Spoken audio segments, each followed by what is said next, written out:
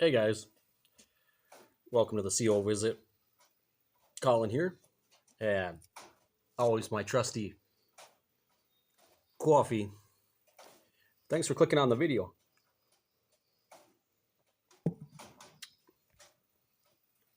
Well,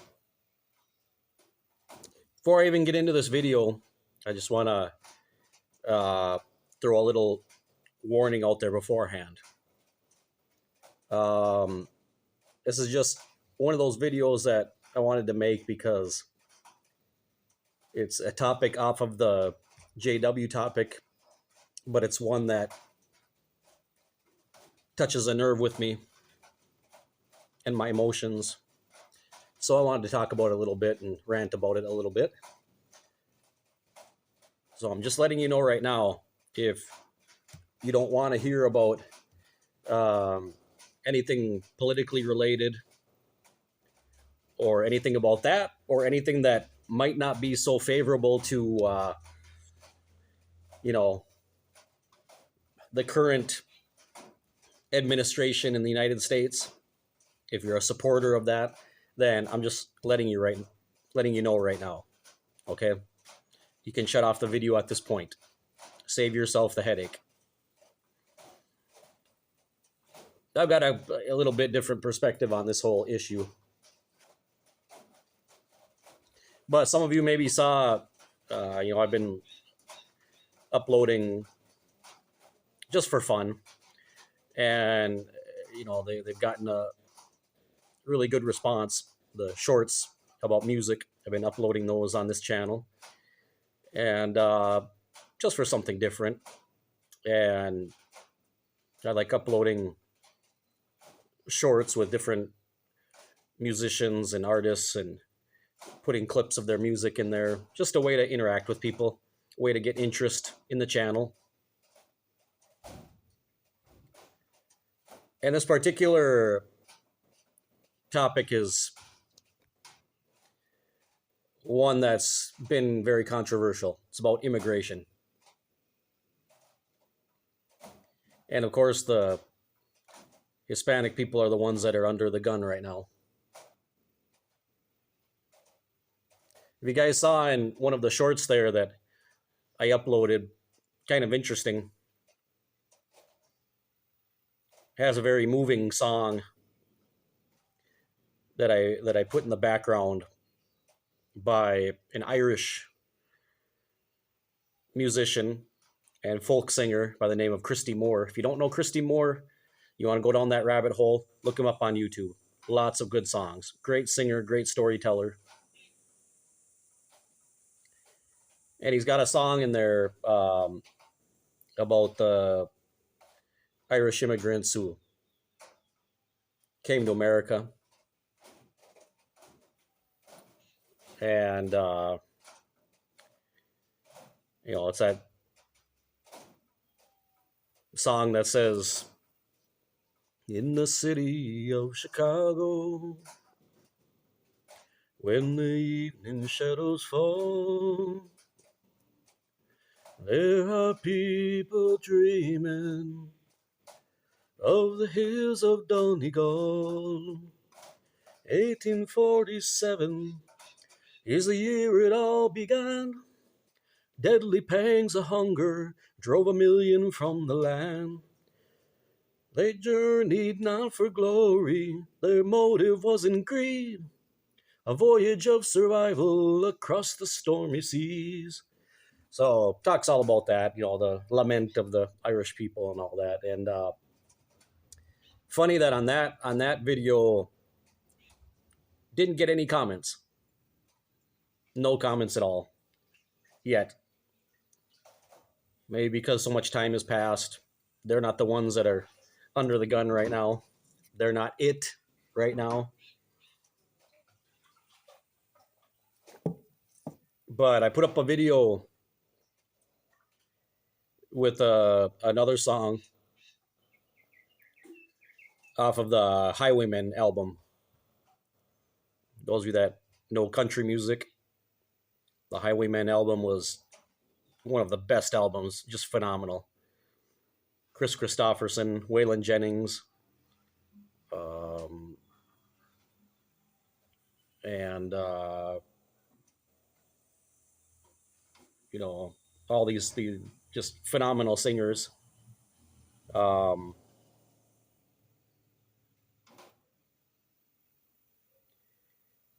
and Johnny Cash,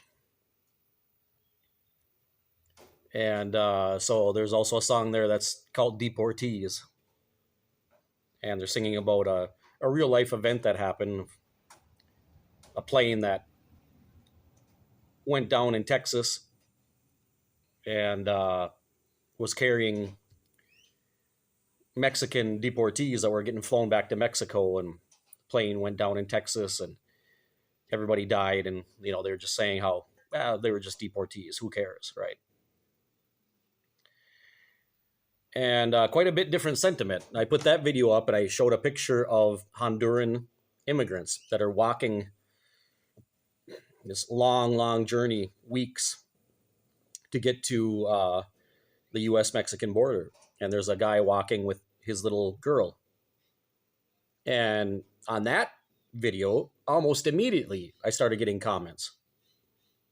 Oh, as long as they do it the right way, and right away you start getting the right wing,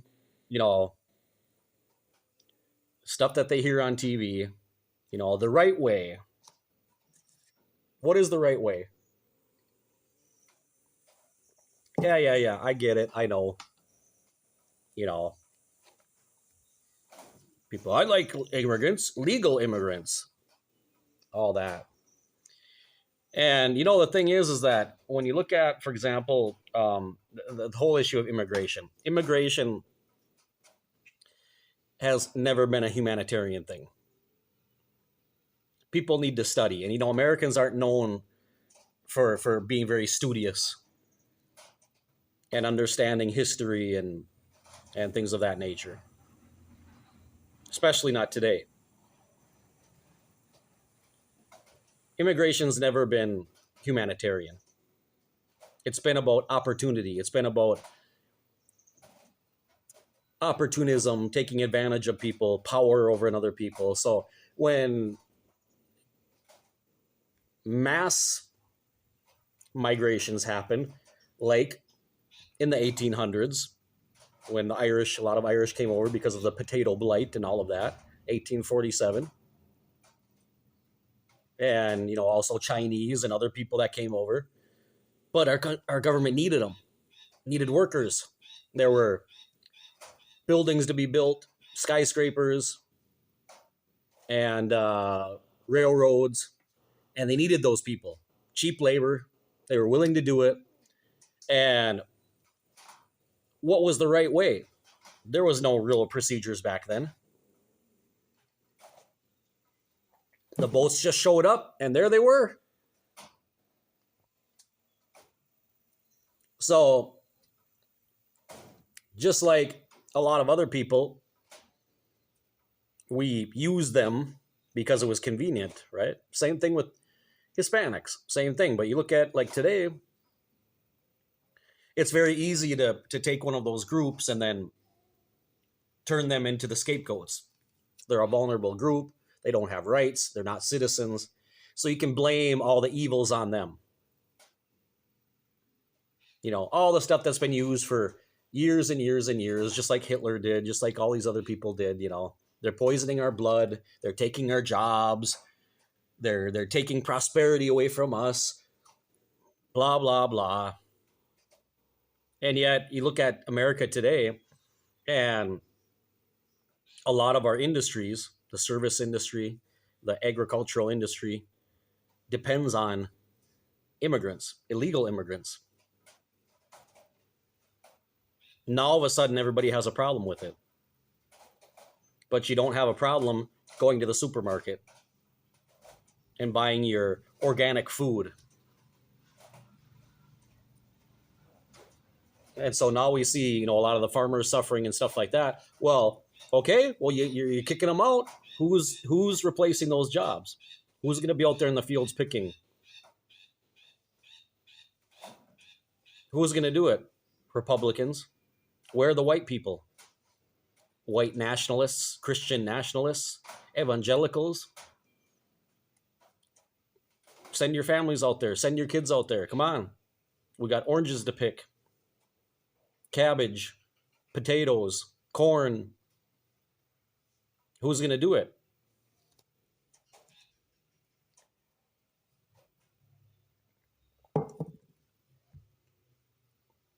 It's real easy to talk about immigration if you've never, which 90, probably 99% of Americans have never had to deal with anything having to do with immigration other than going through that at maybe an airport. I've been through it, both sides, Honduran immigration and the American immigration, because I moved down here, then I went back and I had to bring my family, my ex-wife, up here, get her residence, go through that whole situation. I did it the right way, spent a shitload of money, and even I needed to have help because I didn't even meet the requirements for my wife at that time to immigrate. I didn't earn enough money for the family that I had. And so you see with these immigration processes, one thing that Americans don't understand is that the right way is completely exclusive. You see, no country wants immigrants. No country wants immigrants. All you have to do is look at the immigration process. That tells you all you need to know. If you're talking about where I live, Hondurans, the U.S. immigration process eliminates about 98% of the population. And I'm not talking about immigrating for residency or anything like that. I'm talking about just a tourist visa. Residency, forget about it. But even a tourist visa, about 95%, 98% of the population X'd out. Just to apply, you have to pay $150. Now, from the United States, maybe that doesn't sound that much to you guys. But down here, that's a lot of money.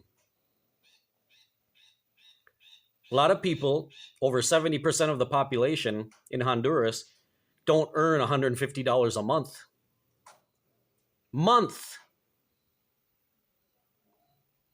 And then for the application process, when you go in and actually get an interview, you have to show a bank account.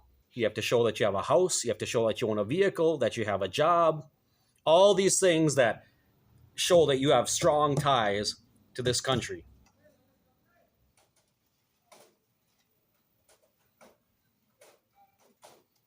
And for that 70+% of the population in Honduras that lives in abject poverty, that's not even in their atmosphere, in their stratosphere, not even close. People that actually own a home and a vehicle and have a steady job, a good paying job. Very few.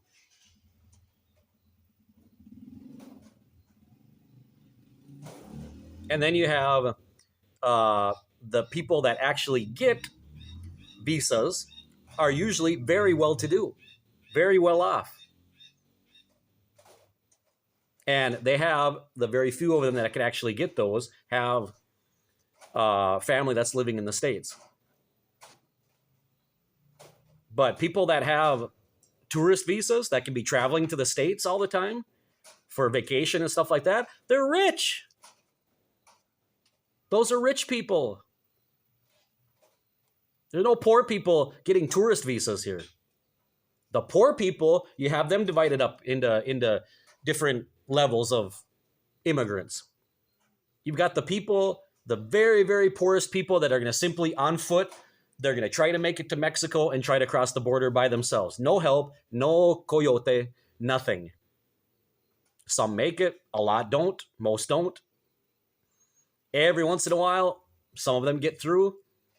And then even from that number that actually get through, the number that have any success in the States is very, very few. That's the great majority of people that migrate from here.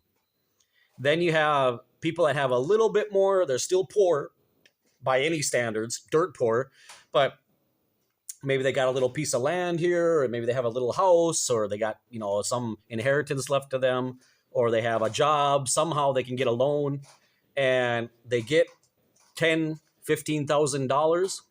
That's what it's costing today. It's about 15 grand now.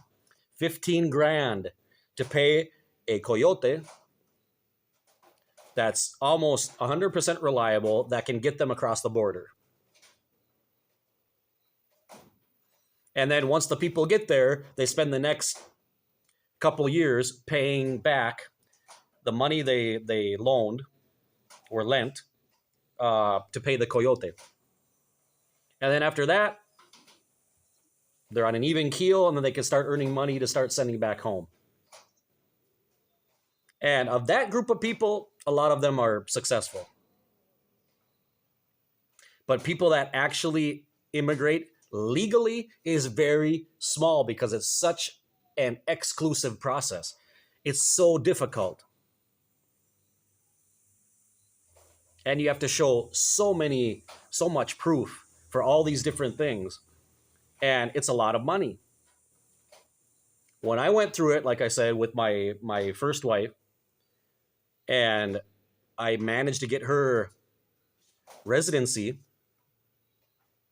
back then, we're talking, this was in 2006. At that time, just the application for the residency process cost $300 back then. I don't even know what it is now. It's probably $500, $600 now. That was nearly 20 years ago.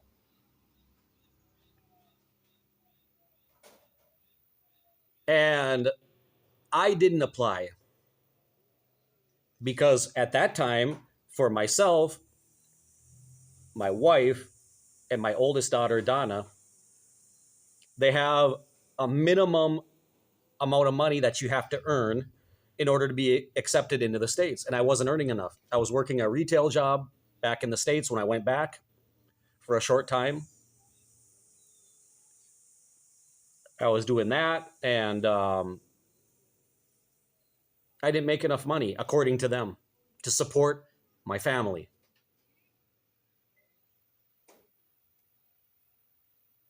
And so I had to get one of my family members to basically co-sign that they would also be responsible for me and my family. Yeah, bullshit.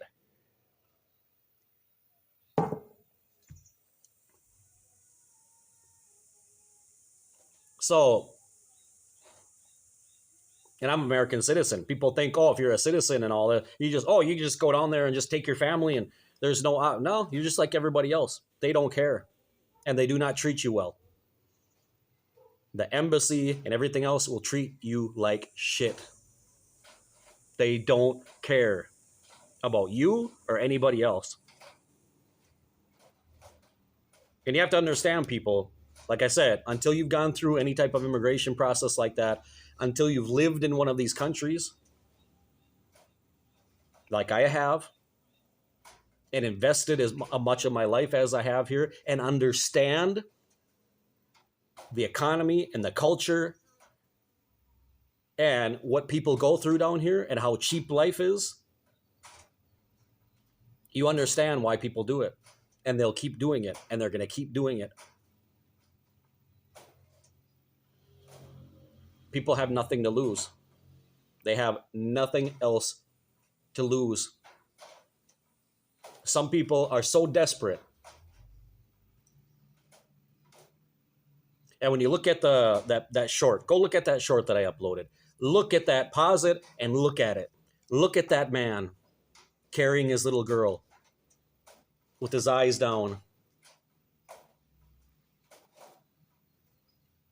That man walking towards a completely unsure future. Desperate, hungry, tired, and yet he's driven forward because of that little girl in his arms and wanting to give her something better.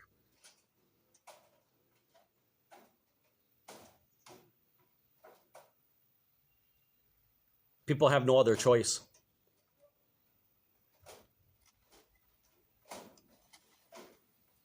And if people could understand the kind of corruption and the poverty in these countries, I'll have to make another video one of these days and show you guys around a little bit, show you some of the realities here.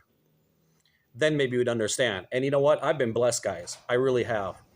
I've been blessed to be able to live here almost my whole life that I've lived here, with the exception of one little stint in the very beginning. But I've had good jobs. I've been very blessed. I've gotten to go a lot of places. I've gotten to travel around a lot. I've met lots of people, important people. Got to work in some big projects. And even now, as a teacher, I'm earning good money. I can't complain at all. I'm very, very grateful to God for everything.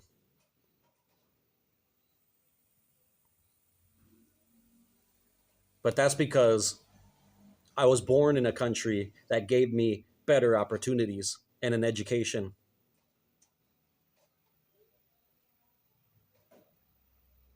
And I was also born into a good family with two parents that loved us, instilled values in us, and courage and determination that allowed me to be successful wherever I am. A lot of people don't even have that.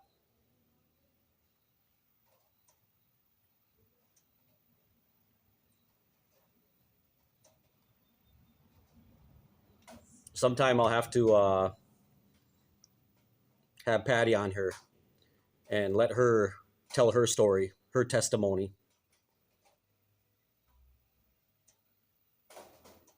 You'd be shocked. Those people are not your enemies. The people who are immigrating, Latinos, they're not your enemies.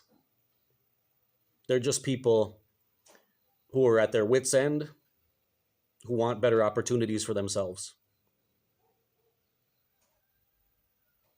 And yeah, sure, you're going to get with anything, any group of people, you're always going to get here and there some bad people. That's inevitable.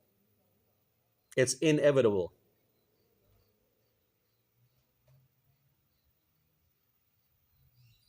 But if we're going to, compare dick sizes when it comes to evil and bad people, well, America, just take a look at yourself within. Who have all your terrorists been? Who have committed the most heinous crimes in your country? Your own people. U.S. citizens, no immigrant.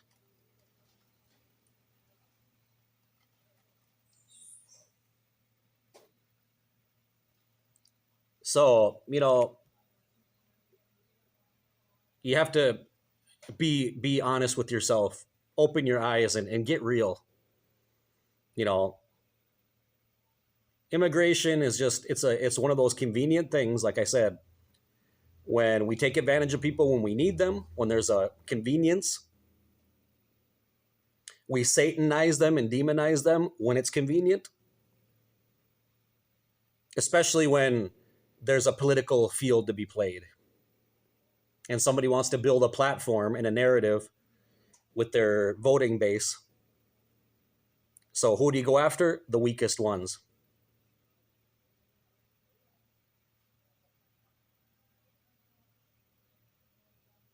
Can't do that with black people much anymore because they've had a long time to defend themselves and create programs and stand up for themselves. They're not it anymore. The Latinos, and sadly, here's the reality, guys. You want to know who the biggest enemy of a Latino is in the United States? It's another Latino, and especially one that has papers. Everybody's an immigrant until I get papers. And then all of a sudden, you're not one of us. People sitting there complaining about all of a sudden things going on like immigration and stuff like that. Cubans, crying about, oh, they're getting sent back to Cuba and all this stuff. They voted for him. They voted for this administration. Why? Because the Latino culture is very conservative on the surface. It's completely bullshit, but they're on the surface extremely conservative. So they like all the rhetoric against gays and against trans and against this and against that. They like all that tough talk. And yet, behind the scenes, they're doing all that stuff.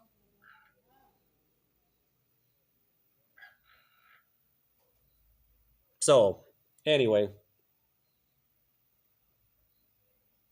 that's a topic that touches me because this is my home. Honduras has become my home, and the Honduran people have become my people. And my daughters were born here. My blood is here, and I know a different reality that many of you don't.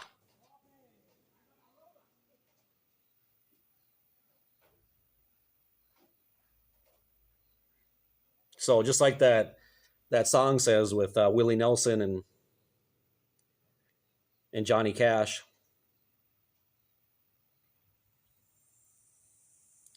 the sky plane caught fire over Los Gatos, Texas.